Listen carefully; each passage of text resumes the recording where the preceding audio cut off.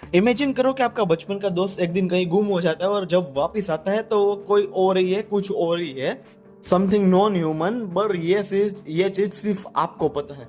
सुनने में जितने ये डरावना टेरिफाइंग लगता है उतना ही टेरिफाइंग और डरावना ये एक एनीमे है, समर हिकारू डेड, जो इसी साल समर में रिलीज हुआ था। अभी जो हम दोस्त वाली स्टोरी की बात कर रहे थे तो बेसिकली यही इसकी स्टोरी है, यही इसका सेटअप है, सिर्फ एपिसोड 1 का। और फिर जो आगे होता जाता है वो और भी ज्यादा क्रेजी एंड क्रिपी होता जाता है। और उसमें जो हॉरर है, एटमोस्फियरिक हॉरर है, मतलब आपको ये हॉरर मूवीज की तरह जंप स्केयर नहीं देने वाला, पर जो एटमोस्फियर पूरी सीरीज बनाई रखती है वो एकदम ही हॉरर क्रिपी ईजी वाला फील आता है। और काफी सारे मोमेंट्स तो इतने ज्यादा टेरिफाइड हो जाते हैं कि मुझे सोचते ही गूज़बम्प आ रहे हैं। तो इसकी ज्यादा तारीफें करने से पहले पहले एनीमे की बात कर लेते हैं। तो समर हिकारू डाइड वो एनीमे में से है जो आपको एक एपिसोड पे ही हुक कर लेते हैं। तो ये इसी साल समर में दूसरे एनीमे के साथ रिलीज हुआ था और इसका अभी एक एपिसोड पेंडिंग है। जो लास्ट एपिसोड है वो अभी तक रिलीज नहीं हुआ है जब तक मैं ये वीडियो रिकॉर्ड कर रहा हूँ। तो एनीमे एक छोटे गांव की स्टोरी है जो चारों ओर पहाड़ों और जंगलों से घिरा हुआ है। और उसपे दो दोस्त रहते हैं, योशिकी एंड हिकारू। हिकारू एक दिन पहाड़ों के अंदर जाता है और वापस आता है तो बिल्कुल ही कुछ अलग होता है। एलियन कह लो या फिर कुछ स्पिरिट कह लो, घोस्ट कह लो, कुछ भी, क्योंकि इसमें एनीमे में ठीक से मेंशन नहीं किया है कि वो चीज क्या है। और चिंता मत करो, ये स्पॉइलर नहीं है, ये ट्रेलर में भी दिखाई दिया है। तो ये इसका बेसिक सेटअप है। तो हिकारू बन चुका है कुछ और ही चीज जो बिल्कुल ही नॉन ह्यूमन है। एंड ये चीज सिर्फ योशिकी उसके बेस्ट फ्रेंड को पता है, दूसरे किसी और को नहीं, ना ही कोई उसके फैमिली मेंबर्स को, ना ही कोई योशी के फैमिली मेंबर्स को। और ये जो हिकारू के अंदर जो चीज है वो सारे ह्यूमंस को मार रही है, जिनको पता चल रहा है या फिर थोड़ा सा शक भी हो रहा है कि हिकारू के अंदर कुछ और चीज है, उन सबको मार रही है सिवाय योशिकी के। और योशिकी को सब पता चल रहा है, पर योशिकी अपना इतना अटैच्ड होता है हिकारू से कि वो किसी को नहीं बताता। और चीजें यहीं पे नहीं रुकती, पहाड़ों के आसपास जो पुरानी दंत कथाएं होती है, फोकलोर्स होती है, उसके हिसाब से वहां पे कुछ देवता होता था या फिर कुछ ऐसा होता था जो स्पिरिट्स एंड इम्प्योरिटीज को पहाड़ों के अंदर ही रखता था, गांव तक नहीं आने देता था। तो ये चीज जब से यहाँ पे आई है तो वहीं से स्पिरिट्स, घोस्ट कह लो, इम्प्योरिटीज कह लो, वो सारी चीजें गांव में आने लगी है और गांव के लोगों को भी हॉन्ट करने लगी है, इंक्लूडिंग योशिकी एंड हिकारू। और 12 एपिसोड तक बस यही चल रहा है। योशिकी अपना कंफ्यूज है कि ये मेरा दोस्त है, ये मेरा दोस्त नहीं है, मैं किसी को बताऊं या ना बताऊं।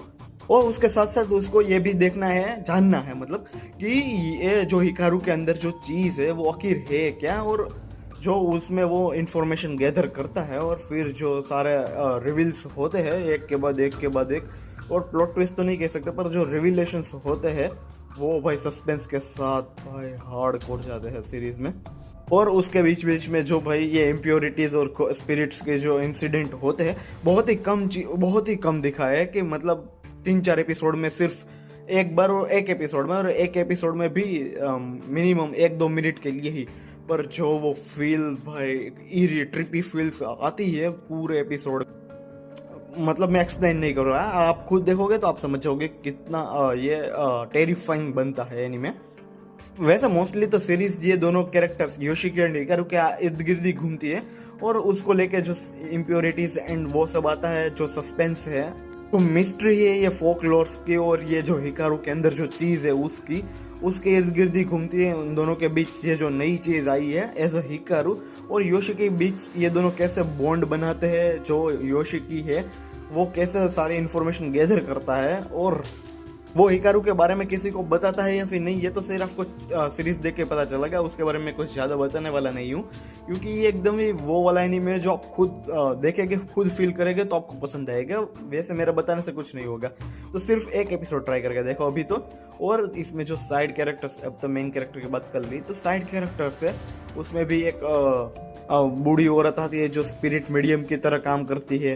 फिर उसके जो स्कूल के दोस्त होती है, फिर वो भी इन सब में कैसे इन्वॉल्व होते जाते हैं, और कैसे ये जो स्टेक्स है वो हाई होते ही जाते हैं। और उसमें भी पूरे गांव की जो भाई डार्क हिस्ट्री है वो कैसे रिवील होती है, कि ये जो इम्प्योरिटीज है उनको गांव से बाहर रखने के लिए ये लोग क्या करते थे आज तक, और जो इंडो फैमिली मतलब हिकारू की फैमिली थी, वो उसके जो राज निकलते हैं भाई, वो तो गजब भाई, कितना ही हार्डकोर जाते हैं, एकदम ही डार्क होती जाती है स्टोरी जैसे जैसे आगे बढ़ती है। एंड इसी बीच ये जो सारी चीज़ें हो रही है उसके बीच ही एक ऑर्गेनाइजेशंस होती है जो ऐसे इम्प्योरिटीज और घोस्ट स्पिरिट्स को पकड़ने का काम करते हैं, उसका एक बंदा भी यहाँ पे आता है। क्योंकि जैसे ही इकारू के अंदर जो चीज़ है वो पहाड़ों से यहाँ पे आती है, इम्प्योरिटीज आती है, तो गांव के लोग यहाँ पे रिपोर्ट कर देते हैं कि भाई हमारे यहाँ ऐसा हो रहा है, तो वो बंदा भी यहाँ पे आता है और वो भी ये सब में इन्वॉल्व होता जाता है, और होता है भाई बहुत ज़्यादा कुछ होता है एक साथ सीरीज में। तो मैं डेफिनेटली आपको रिकमेंड करता हूँ कि ये गो फॉर इट, जाओ जाके देखो। अगर आपको बहुत सारे एक्शन एनीमे या फिर रोमांस एनीमे देख देख के थक गए और कुछ हॉरर टेरिफाइड ईरी देखना है, मतलब जो ट्रिप एक्सपीरियंस हो, एटमॉस्फेरिक हॉरर और मेंटली हॉरर होता है जो आप फील करते हैं, मतलब आपको हॉरर जो जंप स्केयर नहीं देता पर आपको ये अंदर से फील होता है कि नहीं ये हॉरर है, और आपकी फटी पड़ी रहती है, फटी तो नहीं रहती पर फील आती है बस। तो ऐसा एनीमे है और जाओ जाके देखो। एंड एक दूसरी बात भी करनी थी, इसके जो एनिमेशंस भाई कितने ही मस्त एनिमेशंस, जो चेनसो मैन के सीजन 1 के जो एनिमेशंस थे 3D CG and 2D animations को ब्लेंड करके ऐसे फ्लैट और पॉलिश लगते थे, बिल्कुल वैसे ही वाले एनिमेशंस है।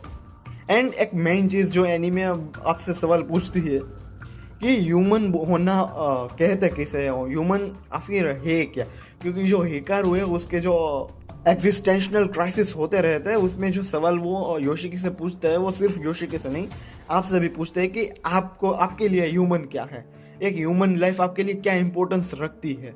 सिर्फ हॉरर एंड क्रीपी नहीं, काफ़ी ज़्यादा फिलोसॉफिकल और पोएटिक भी होता जाता है ये एनीमे। और सिर्फ एनीमे नहीं, इसकी ओपनिंग भी ले लो या फिर आउटरो भी ले लो, काफ़ी ज़्यादा क्रीपी है। तो भाई प्लीज़ जाओ जाके देखो। और मैं बस इतना ही कहूँगा, बहुत ही मस्त एनीमे था, मैं बिल्कुल रिग्रेट नहीं करने वाला ये रिकमेंड करते हुए और देखते हुए एनीमे। और बहुत ही ज़ोरों से मैं इसका इंतज़ार कर रहा हूँ सीज़न 2 का, बस जल्दी आ जाए। मतलब अभी अनाउंस तो नहीं हुई है दूसरे एनीमेस की तरह, पर होप करता हूँ जल्दी आ जाए। तो जाओ जाके देखो, मस्त एनीमे है। और तब तक के लिए देखते रहिए एनीवर्स, मिलते हैं नेक्स्ट वीडियो में, बाय।